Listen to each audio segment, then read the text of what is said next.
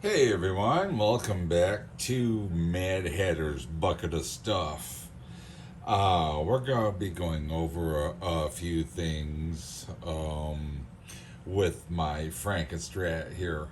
I have decided to make a few changes on it. Some changes that or one of the changes that I feel that is necessary, and the other change is more of a cosmetic type of thing.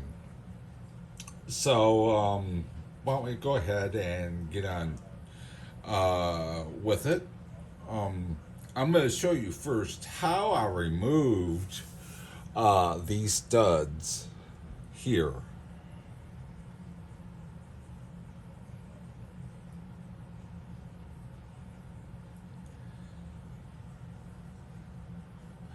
Um, the reason why I'm making this change is I had posted my guitar on one of the Eddie Van Halen groups on Facebook, and he told me that I did an excellent job on this guitar.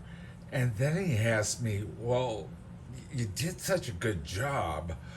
Why did you use those studs in this guitar instead of screws? And I said, well, basically, I didn't know how to measure for it and stuff like that. So he was like, well, okay, So, but I have been thinking about it for the past, I don't know, actually almost 6 months, 7 months now. And I think I'm going to go ahead with a change. Uh, you know, again, you know, when I first built this guitar, I had no freaking clue how to build one. Sounds awesome though. I had no freaking clue how to build one. So, it was together. I built it. Sounds great, you know. But here I am now. I want to make this change, and I have no freaking clue what I'm doing. I have come up with an idea, uh, but we'll see how that works out in the end. Um, what I um, went and had and did was I've already removed the plugs. But if you're in the same situation that I am, and you want to make this change, do it very carefully. Um, but as far as a Frankenstrat and stuff like that, and depending on where you got the body, I got my body from Music Craft. But if you want to make this change and go from the plugs to actual screws, then you've got to do this. I mean, and do it really carefully.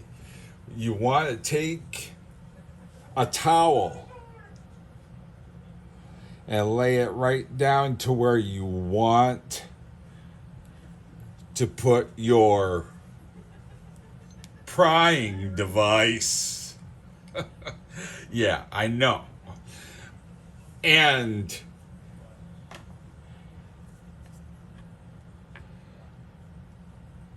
it's got the,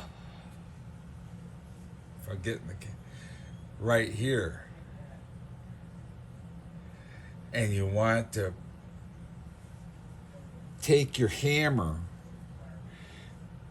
and you want to put it down in here somewhere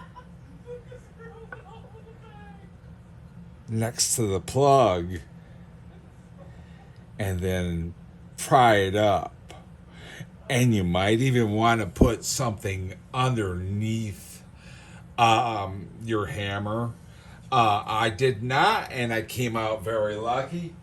You might put like a little shim or something right here to lift the head of the hammer up a little bit to pry it out. I didn't think about that actually until I had already finished the job. So I had pried both of these out. Where's the other one? Right here. I pried both of those out. And I wasn't happy with it was pretty, well, it was kind of aesthetic too. I mean, you really couldn't tell, but obviously a guy that knows about Frankenstrats spotted it right off. And he was like, well, why choose him? Because I didn't know any other way. But anyway, they're out.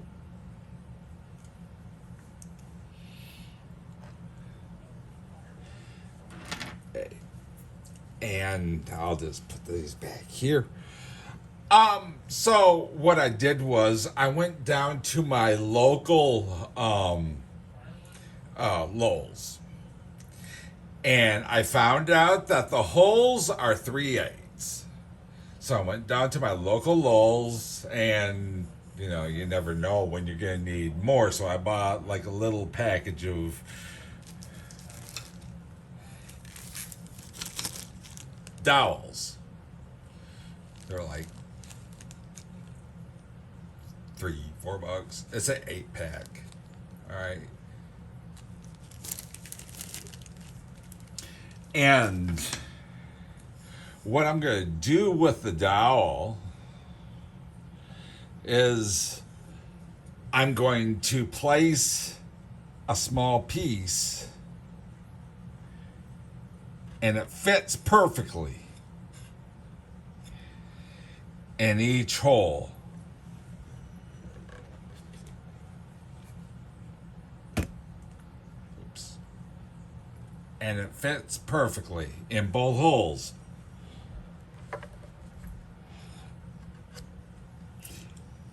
And I'm going to use the opposite end that I stuck in, because I'm going to cut on this side. So I'm going to use the opposite end, and I'm going to sand it. Let's see, right there. I'm going to sand it to close some of those pores out and stuff like that. Now this, of course, is not northern ash like the body is, but it's not going to be seen. So I'm not going to worry that much about it, matching up woods and stuff like that. It would have been nice, but I'm not going to worry. It's poplar is what it is. So, but I'm going to take that and I'm going to sand this off. All right. And then I'm going to tape it off, or tape one of them off. I think I got to tape this one off right here.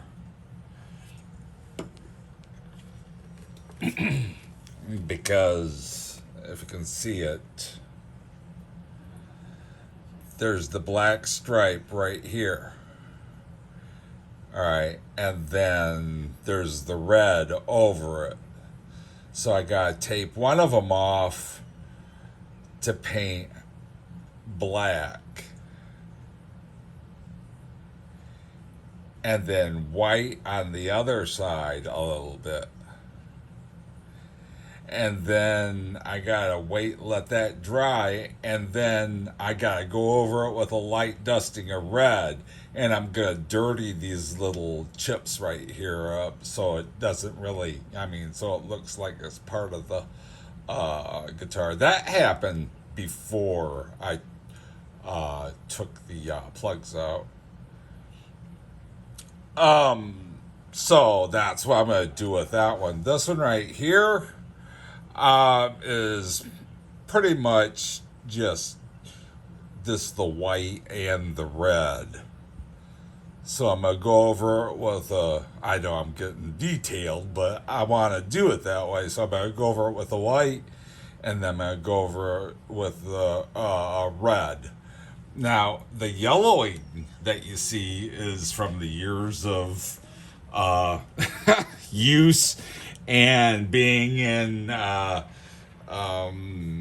concerts and stuff like that with all the smoke and stuff like that. That was caused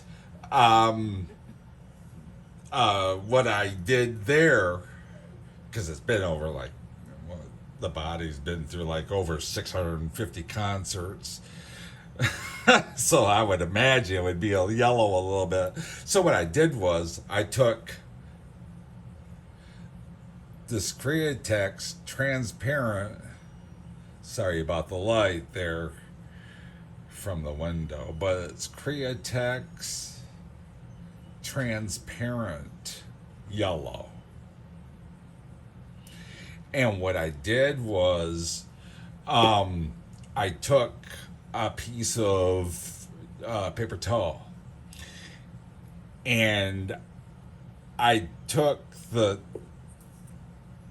yellow and I dabbed it a little bit in the paper towel, and then I folded the paper towel a little bit to get it into the towel and work it in, and then I lightly wiped the whole body, and then I went back over it with like a clean cotton cloth or something like that, and I wiped off some of it, and I gave it like a really, that's what I'm gonna do with that, with each one. I'm gonna go ahead and put some of that transparent yellow on there also.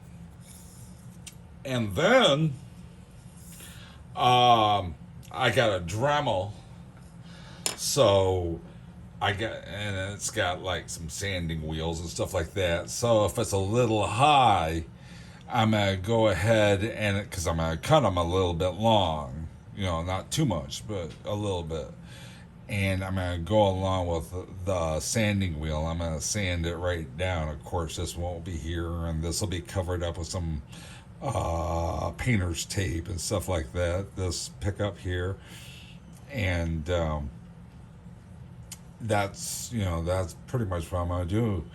And then I just at that, and they're gonna be both of them are gonna be painted already. And I'm just gonna take a cloth or something like that, put it over top, and tap them in lightly. I got some Z-epoxy that I'm gonna put in here. I'm gonna mix and put it in here, and then I'm gonna tap the dowels in, because that Z-epoxy will harden like a rock, so I won't have no problems drilling pilot holes to put these in. These are the screws that I'm going to use.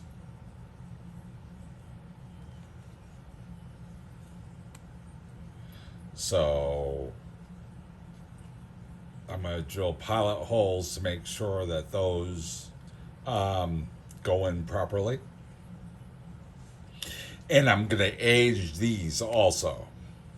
So what I'm going to do with the aging process is, excuse me for a minute, guys.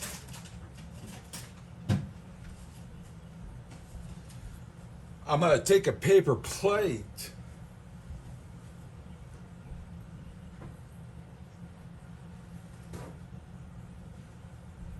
and some paper towel. Okay, put the paper towel down on the plate, and what I'm going to use to age these is, I know I should have rubber gloves on, but I can't find them. Ferric chloride.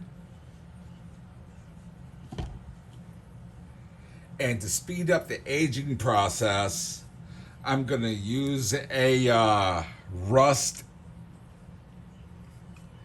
antiquing solution. And that's what I used on don't use it on your don't use it on your Floyd because it'll seize everything up. So don't do that. But that's what I'm going to use. I'm going to use the rust antiquing solution and the ferric chloride. The ferric chloride gets applied first. You take a little cup, like a little plastic cup or something like that, like a ramekin cup, and you pour. You got to have like a eyedropper or something like that, or a long Q-tip. I busted this one in half because I got something else to go through. And you take this and you put a little bit on the paper towel if you want. All right. But you take the ferric chloride, and if you got like an eyedropper or something, or very carefully pour in a little cup, and then put your screws in upside down. So you're going to be aging this part of the screw.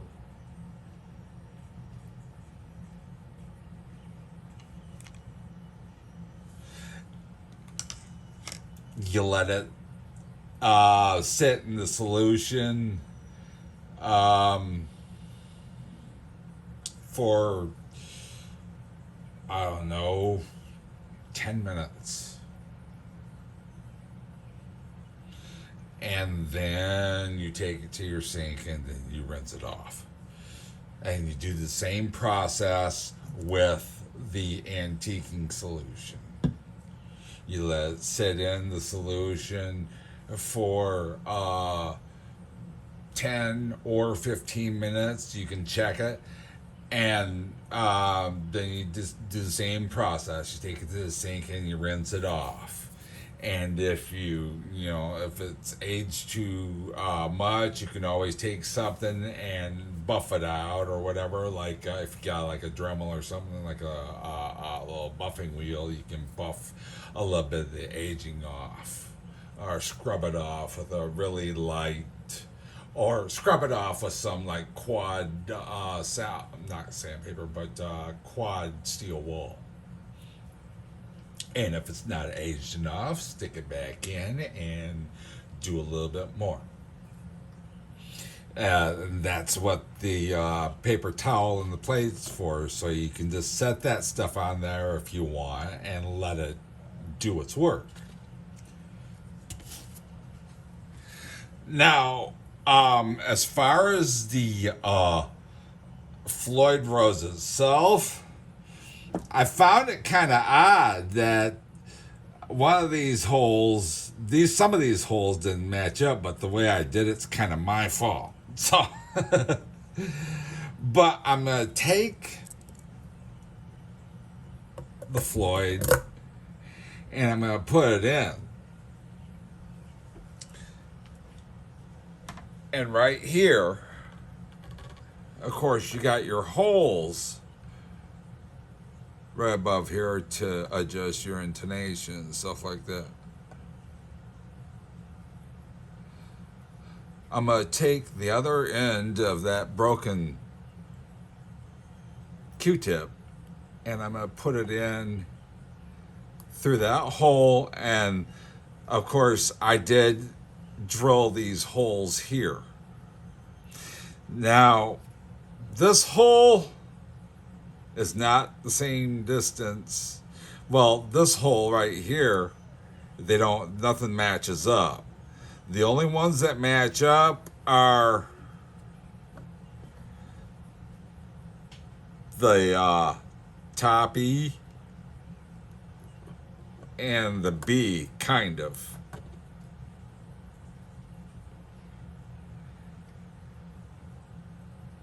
And I'll hold it in there like that. So I can find the points for the screws that I'm going to be putting in. Because you can't, because I've seen some videos where you take a straight edge and you go along the neck to find the points for your holes that you're going to drill for your screws or whatever. And I'm like, well, I can't do that because I have a straight edge, but nothing's going to match up because that's like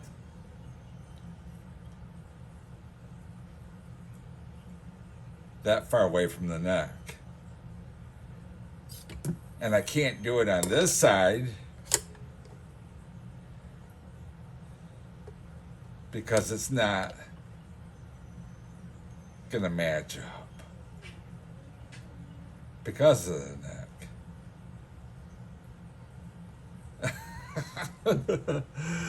So what I'm stepping into right here, right now, is beyond all my knowledge of guitars. But as far as where the holes are, I know where they are. So if everything matches up, like as far as when I put the dowels in and keep it that far away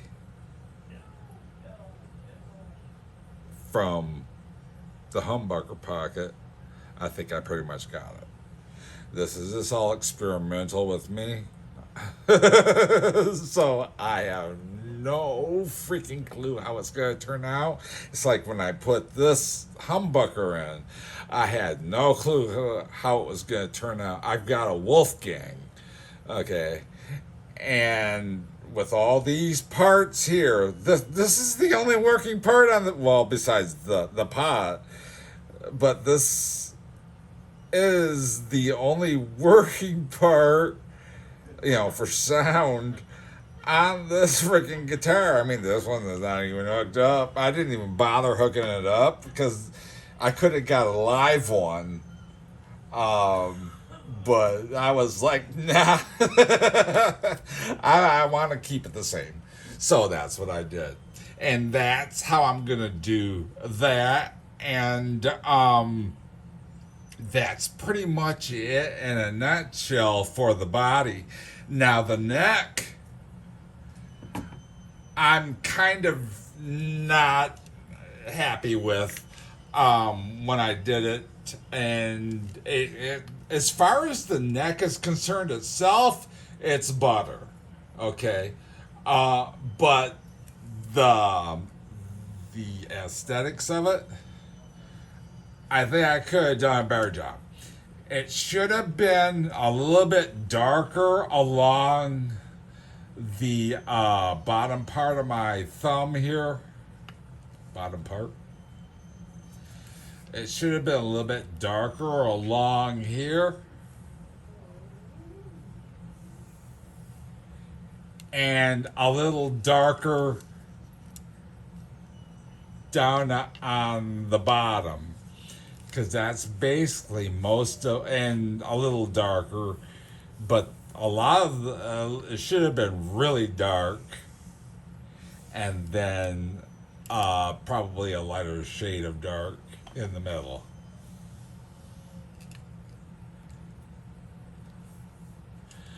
The front could be a little bit better, but I don't know. Yeah, it all depends on It'll all depend on the day if I want to redo the neck or not. The frets are 7200 steel.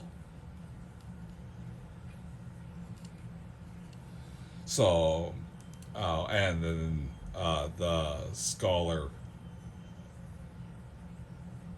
tuning machines that I scrubbed up pretty good.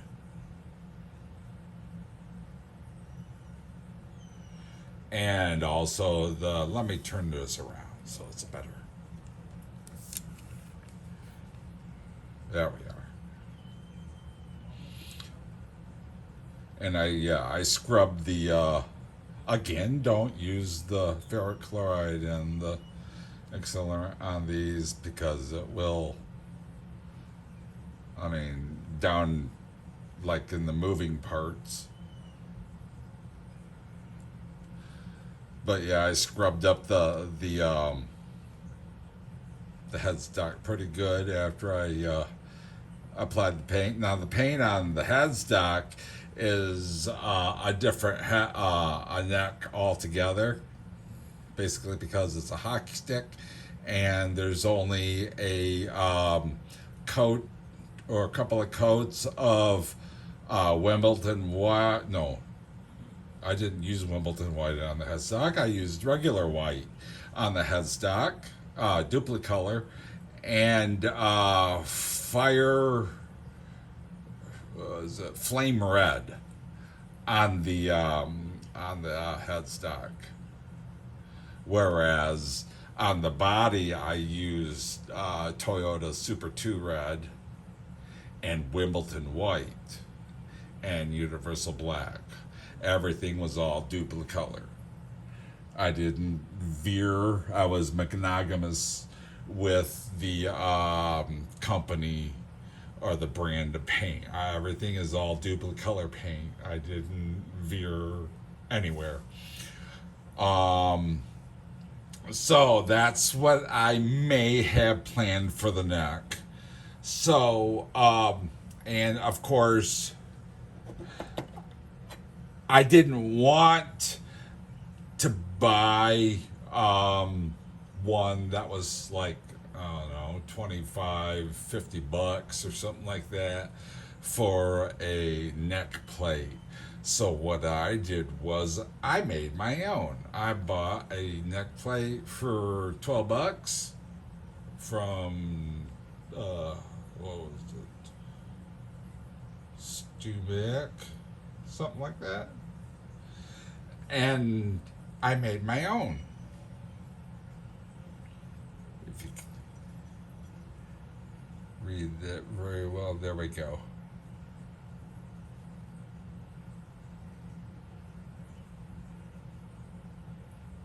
The only thing I'm kind of upset about, but I'm going to leave it just as it is I forgot the dash between the 6 and the 20.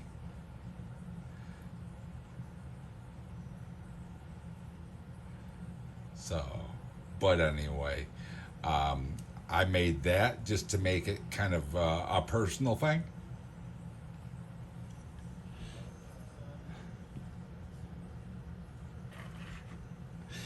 And that's pretty much it in a nutshell. Other than there's a few other things I'm gonna use on the neck if it comes down to it is it's called potassium permangranate. It's like a dark.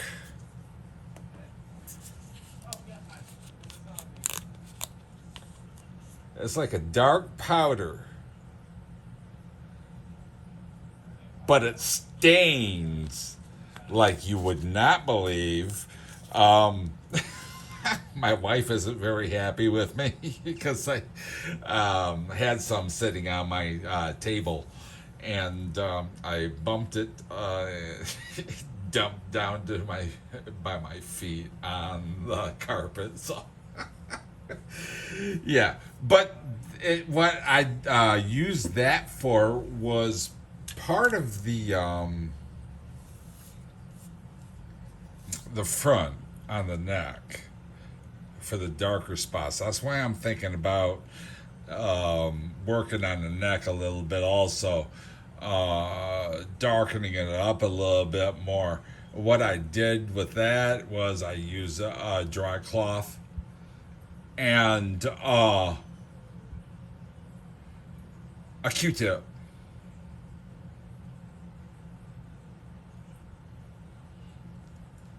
To apply it, and um, a piece of paper towel to wipe off the excess. It does, like I said, it's permanent. It will not come up. I've tried. It's a permanent thing. Um, so, but anyway, yeah. And with all these chemicals, and here's the graphite that I'll be using if it comes down to it. And here's the liquid stain that I used. It's from StuMac. It's a was it a vintage amber, and it works really well.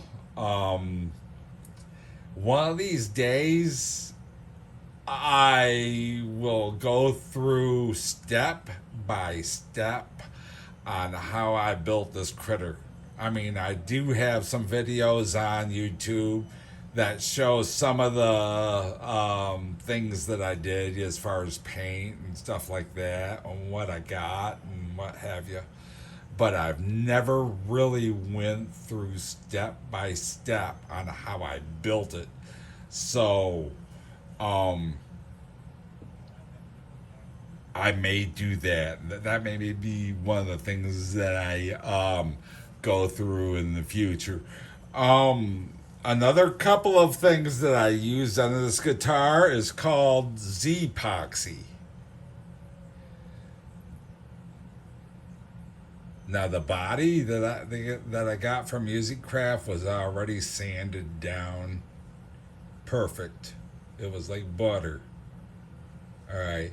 So all I had to do is just kind of wipe it off a little bit more, and I used the Z epoxy um, uh, to seal the body of the guitar, and there was a lot of steps to go through uh, doing that. So, um, when I put those pegs in, I'm gonna use just a little hammer. It's got a rubber side on it, and I'm just gonna put some cloth between the hammer and the peg and pound it in lightly. So, but anyway, one more thing.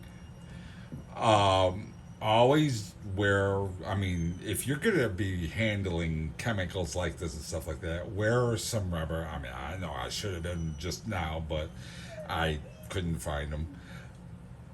Always wear rubber gloves, especially if you're messing with ferric chloride. You know, you don't want to burn yourself or anything like that. You know, it's pretty dangerous stuff. As far as, oh no, I won't do it. But anyway, that's what I'm gonna do, and we'll come back to you after I've got the plugs in and see how it turned out. Okay. Thank you for tuning in. If you would, uh, go ahead and hit the subscribe. Give me a like. Yeah, helps out a little bit.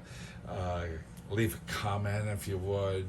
And don't forget to hit that notification bell, you know, so when another video comes up, you'll be notified and say, hey, there's a video and Mad Hatter's bucket of stuff that I need to watch. Okay, well, thank you very much for your time. Hope you guys have a really cool and safe holiday. And take it easy. Bye.